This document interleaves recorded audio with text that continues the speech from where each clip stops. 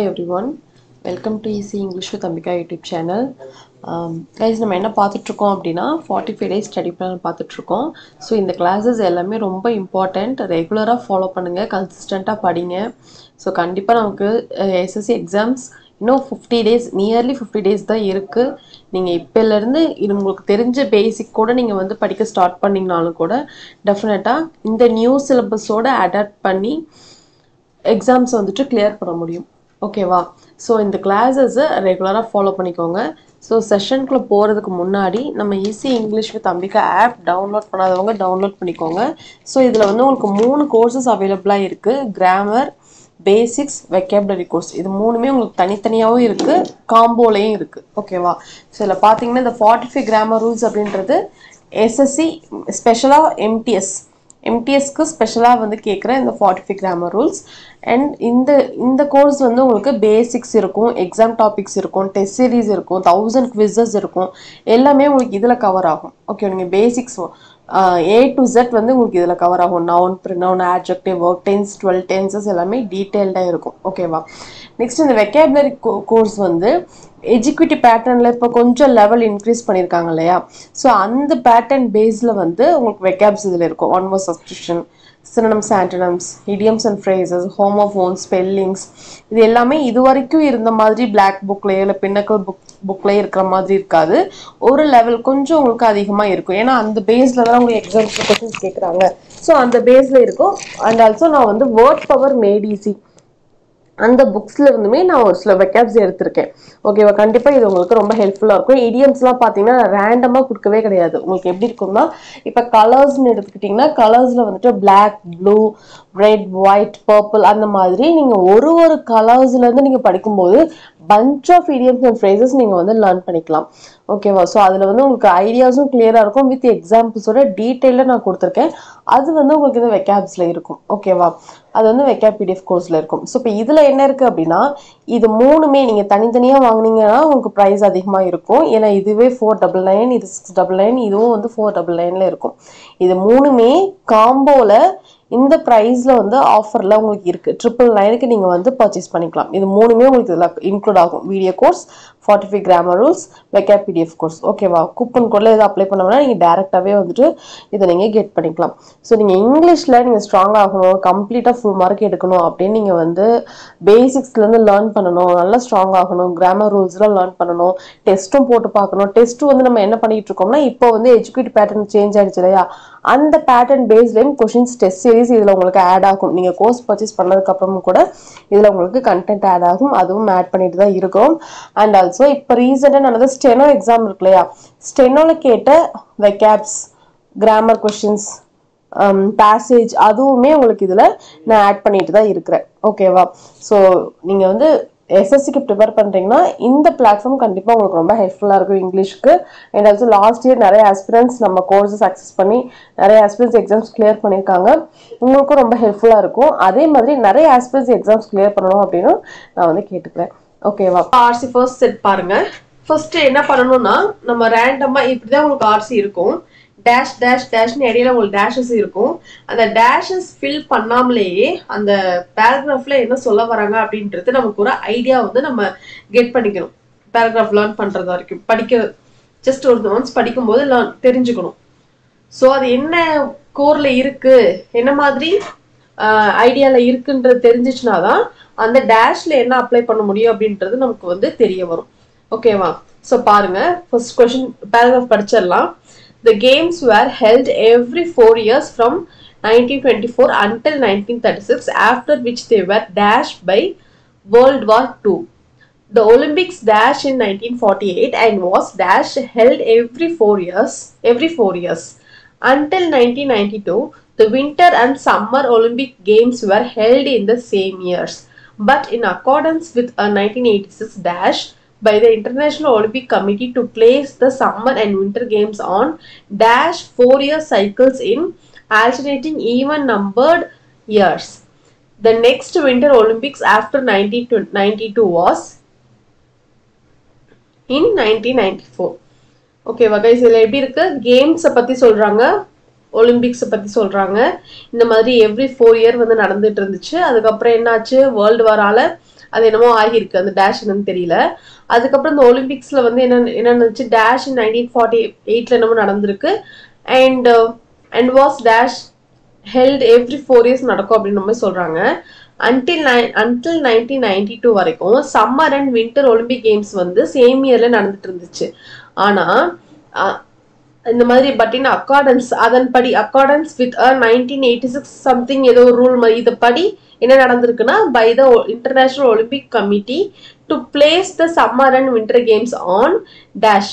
அதாவது every year வந்து இந்த மாதிரி சேம் இயர்லயே சம்மர் அண்ட் வின்டர் கேம்ஸ் வந்து நடந்திருக்கு. ஆனா இது இடையில ஏதோ சம்திங் வந்திருக்கு, ஓகேவா, அது டேஷ் என்னன்னு தெரியல. அதன்படி என்ன பண்றாங்க, place the summer and winter games on dash 4 year cycles in alternating even நம்பர்ல வந்து வைக்கணும்னு மாதிரி சொல்றாங்க. So next winter Olympic game வந்து 1992ல அண்ட் வாஸ் இன் 1994 அப்படின்னு சொல்றாங்க. ஓகே, அது கம்ப்ளீட்டா கேம்ஸை பத்தி இருக்கு. எவ்ரி 4 year நடக்கிற ஒரு இது. முன்னாடி எப்படி நடந்துச்சு அப்படின்னா சேம் டைம்லேயே நடந்திருக்கு, அது சேம் இயர்ஸ்லேயே நடந்திருக்கு. அதுக்கப்புறம் ஏதோ ஒரு இதனால வந்து மாற்றி வச்சிருக்காங்க. ஸோ அதனால இது வந்து ஆல்டர்னேட் ஆயிருக்கு அப்படின்னு சொல்றாங்க. ஓகேவா, ஸோ இப்போ நம்ம ஒரு ஐடியா வந்துச்சு கேம்ஸை பற்றி, அந்த எப்போ நடந்துச்சு என்னன்றது வரைக்கும் அவங்க சொல்றாங்க. இதை வச்சு நம்ம என்ன பண்ணலாம், ஆன்சர் வந்து ஃபில் பண்ணலாம். ஓகேவா, the games were held every 4 years from 1924 until 1936. After which they were guys, இது எப்படி இருக்கு பாருங்க. The games were held, இந்த சென்டென்ஸே எப்படி இருக்கு, பாசிவ்ல இருக்கு, பாசிவ். ஓகேவா, which they were dash ஆகன், இதுவும் பாசிவ் தான். பை இந்த மாதிரிலாம் வருது பார்த்தீங்களா. வேர் கூட ஐஎன்ஜி வந்துச்சுன்னா தான் அது ஆக்டிவ் வாய்ஸ், அதுவே V3 வந்துச்சுன்னா அது பாசிவ்.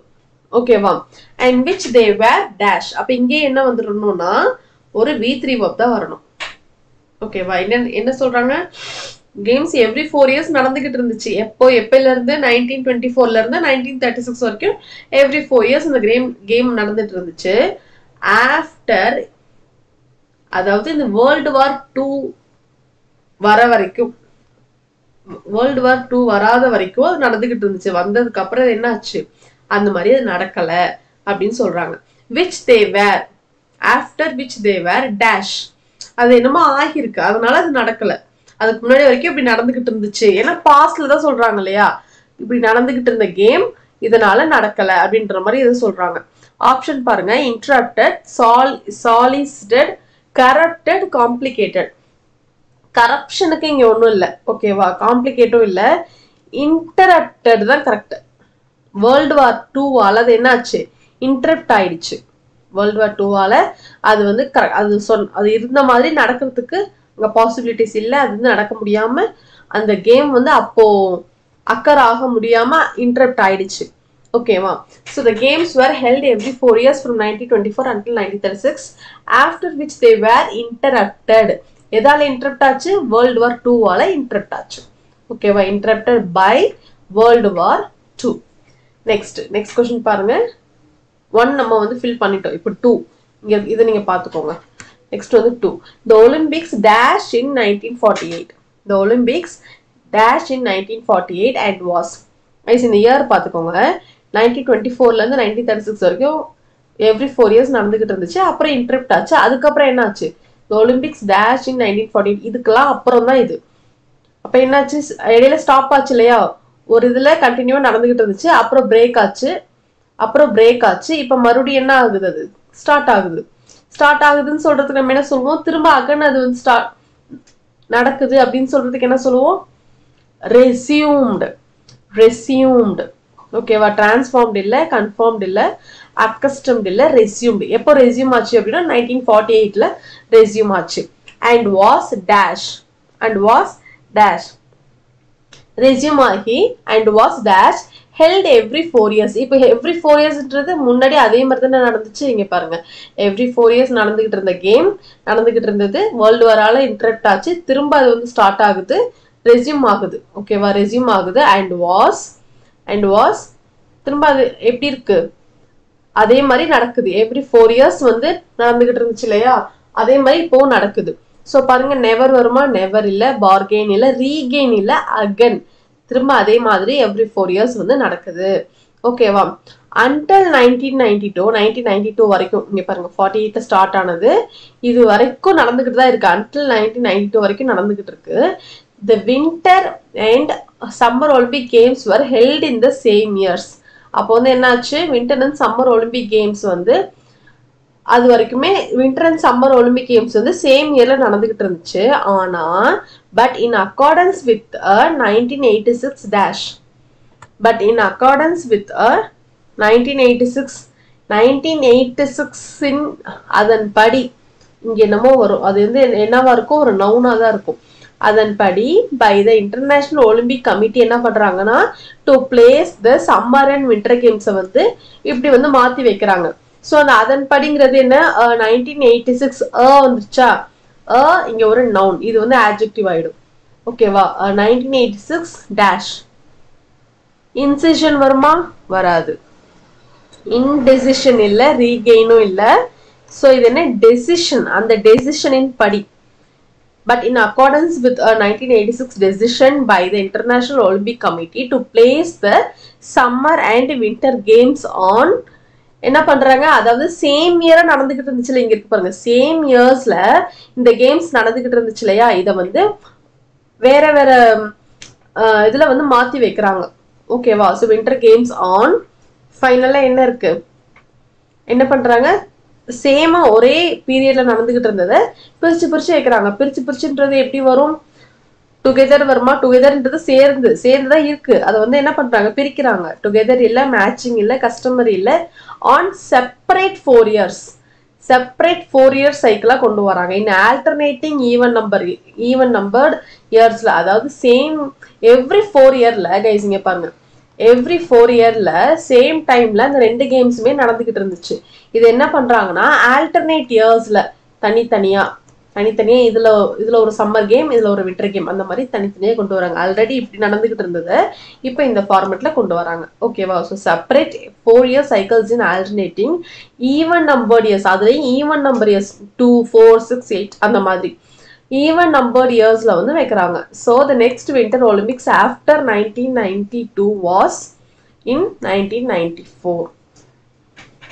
இந்த மாதிரி இயர்ஸ்ல வந்து நடக்குது. ஓகேவா? புரிஞ்சுதா கைஸ்? ஓகே, சம்வாட் உங்களுக்கு புரிஞ்சிருக்கும்னு நினைக்கிறேன். ஸோ நீங்க அந்த டேஷ் ஃபில் பண்ணாமலேயே ஒரு ஐடியாவுக்கு நீங்க வந்துட்டீங்கன்னா ஓரளவு நம்ம வந்து ஃபில் பண்ணிடலாம். ஓகேவா? நெக்ஸ்ட் கொஸ்டின் பாருங்க. Swollen joints. நெக்ஸ்ட் வந்து சேம் அதே மாதிரி நம்ம என்ன பண்ண போறோம், ஃபுல்லா படிச்சு பார்க்கலாம். இது வந்து என்ன ஆகும், நமக்கு வந்து ஓரளவு ஐடியா கிடைக்கும். அதை வச்சு நம்ம வந்து டேஷை ஃபில் பண்ணிக்கலாம். ஸ்வாலன் ஜாயின்ஸ்னா என்ன கைஸ், மூட்டு வலி, மூட்டு ஜாயின்ஸ் பெயின் இருக்கும்ல, அதான் swollen joints dash when there is fluid in the tissues around the joints. It can be very dash and can make it difficult to move the affected joints.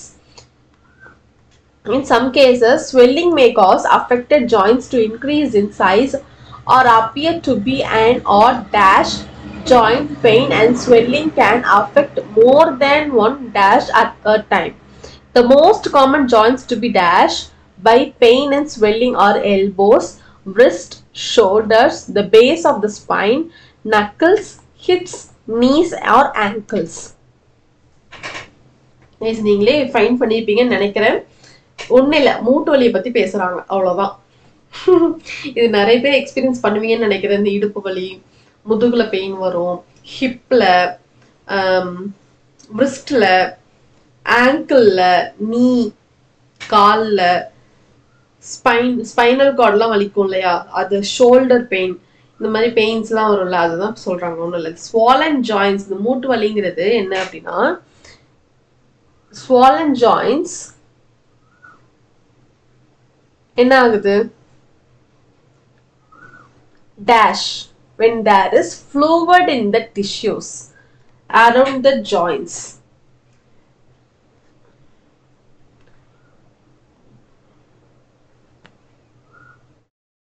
ஜாயின்ஸ்ல இருக்கிற டிஷ்யூஸ்ல fluid வந்துச்சு அப்படின்னா அந்த swollen மூட்டு வலி வந்து வரும் அப்படின்னு சொல்றாங்க. ஸோ பாருங்க, ஸ்வாலன் ஜாயின்ட் சப்ரஸ்னா முந்தி போறது, இது முந்தாது இருக்கும், அக்கர் ஆகும். ஸோ சப்ரஸ் இல்லை, ப்ராம்ப்ட் இல்லை, ப்ரொடியூஸ் இல்லை. இது என்னன்னா ஹேப்பன். ப்ராம்ப்ட்னா குயிக் இல்லை, குயிக் இல்லை, ஹேப்பன். இது வந்து என்ன ஹேப்பன் ஆகுது. swollen joints happen எப்பனா when there is fluid in the tissues around the joints. ஓகேவா? it can be very, இங்க பாருங்க, it can be very dash, it can be very dash and can make it difficult to move the affected joints. இது வந்து எப்படி இருக்கு guys? it can be very dash and can be difficult. நெகட்டிவா சொல்றாங்களா? டிஃபிகல்ட்டா இருக்கும் affected joints move பண்றதுக்கு. நமக்கு வந்து மூட்டு வலி வந்துச்சுன்னா என்ன கண்டிப்பா வந்து மூவ் பண்ண முடியாது இல்லையா? அந்த அஃபெக்டட் ஜாயின்ஸை வந்து மூவ் பண்ண முடியாது. மூவ் பண்றதுக்கு ரொம்ப ரொம்ப என்ன கஷ்டமா இருக்கும். ஸோ அப்போ என்ன வரும் பாருங்க, ஆன்சர் பாருங்க. ஸ்னக்னா என்ன? ஸ்னக்னா வந்து ஈஸியா இருக்கு, கம்ஃபர்டபுளா இருக்குன்னு அர்த்தம். கன்வீனியன்ட்டா இருக்கு நம்ம சொல்ல முடியுமா? ஜாயின்ஸ் வந்து கன்வீனியன்ட்டா இருக்குன்னு சொல்ல முடியாது. பிளசன்ட்னாலும் ஈஸியா கம்ஃபர்டபுளா இருக்குன்னு அர்த்தம். இங்க என்ன ஆகுது? கம்ஃபர்டபுளா இருந்துச்சுன்னா ஏன் கஷ்டமா இருக்கு? இங்க கம்ஃபர்டபுளா இல்ல, அதனாலதான் அது டிஃபிகல்ட்டா இருக்கு. ஓகேவா? So uncomfortable is the right answer. It can be very uncomfortable and can make it difficult to move the affected joints. ஓகேவா? In some cases, swelling may cause affected joints to increase in size or appear to be. அதாவது அந்த வீக்கம் என்ன ஆகும் அப்படின்னா, அந்த affected ஜாயின்ஸை வந்து என்ன பண்ணும், அந்த சைஸை வந்து இன்க்ரீஸ் பண்ணிடும். ஒரு மாதிரி வீக்கமா இருக்கும் இல்லையா? வீங்கிட்டு அது எப்படி இருக்கும்னா, or appear to be and அந்த ஷேப்பே, இப்ப லெக்னா இந்த ஷேப்ல தான் இருக்கணும்னு இருக்கும் இல்லையா? கால்னா இந்த ஷேப்ல தான் இருக்கணும், கழுத்துனா இந்த ஷேப்ல தான். அது வீங்குச்சுன்னா அந்த ஷேப் எப்படி இருக்கும்? ஒரு மாதிரி ரொம்ப அன்ஈவனா ஒரு மாதிரி இருக்கும்ல, பெருசா ஆடா இருக்கும் இல்லையா? ஸோ அதை இங்க சொல்ல வராங்க. In some cases swelling may cause affected joints to increase in size or appear to be an or. சைஸும் வித்தியாசமா இருக்கும், ஷேப்பும் எப்படி இருக்கும், ஒரு மாதிரி இதா இருக்கும் இல்லையா? கலர் இங்க ஒன்றும் வராது. இப்போ நம்ம கால் வீங்கிறதுனால கலர் ஏதாவது சேஞ்ச் ஆகுமா? வராது. கால் வீக்கத்துக்கும் ஆடியோக்கும் எதுவும் இல்லை, ஆர்டர் ஸ்மெல்லுக்கும் எதுவும் இல்லை. என்ன இருக்கு? ஷேப் தான் வந்து என்ன ஆகும், ஆடா இருக்கும், ஒரு மாதிரி வித்தியாசமா இருக்கும். Odd shape, joint pain and swelling can affect more than one. அது என்ன பண்ணும் அப்படின்னா, அந்த அந்த வீக்கம் என்ன பண்ணும் அப்படின்னா, இன்னும் அந்த டிஷ்யூ பெயின், ஜாயிண்ட் பெயினை வந்து இன்னும் அதிகமாக்கும். அந்த ஜாயிண்ட் பெயினும் அந்த வீக்கமும் என்ன ஆகும் அப்படின்னா, இன்னும் வந்து ஜாயிண்ட் பெயினை இன்னும் இன்க்ரீஸ் பண்ணும். மோர் தென் ஒன் மசில் இல்ல, வெயின்னா நரம்பு, அதுவும் இல்ல. வெயின் வராது, டிஷ்யூ இல்ல, ஜாயிண்ட் பெயின். அதை நம்ம பேசிட்டு இருக்கோம், கால் வீக்கத்தை தான் சொல்லிட்டு இருக்கோம். ஸோ இதை வந்து one joint at a time, இதுதான் வரும். ஓகேவா? The most common joints to B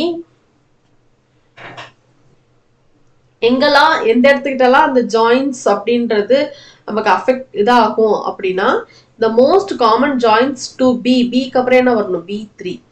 to be react வருமா? இல்ல. பிளெண்ட் வருமா? பிளெண்ட் வராது, பிளேம்டு வராது. அது என்ன ஆகும்? அஃபெக்ட் ஆகும். இந்த பெயினால அஃபெக்ட் ஆகும், ஸ்வெல் ஆகும். எங்கெங்கெல்லாம் இது வந்து அஃபெக்ட் ஆகும், இந்த joint pains, most common joints pain எங்கெங்கெல்லாம் இது வரும் அப்படின்னா பாருங்க, எல்போ ஜாயிண்ட் வருமா? Wrist, shoulder, spinal cord, knuckles, ஹிப்ல, நீஸ், ஆங்கிள்ஸ்னா அந்த கொலுசு போடுற இடம் இருக்குல்ல, அந்த இடம். கால் கிட்ட முட்டி இருக்கும்ல, அது கால் விரல் கிட்ட ஒரு முட்டி இருக்கும்ல, அந்த கொலுசு போடுற இடம், அதுதான் ஆங்கிள்ஸ். ஸோ இந்த இடத்துலலாம் இப்படி வரும் அப்படின்னு சொல்றாங்க. ஓகேவா? ஸோ இது வந்து கம்ப்ளீட்டா அந்த வீக்க மூட்டு வலி பெயின்ஸை பத்தி தான் இங்க வந்து பேசியிருக்காங்க. ஓகேவா? ஓகே.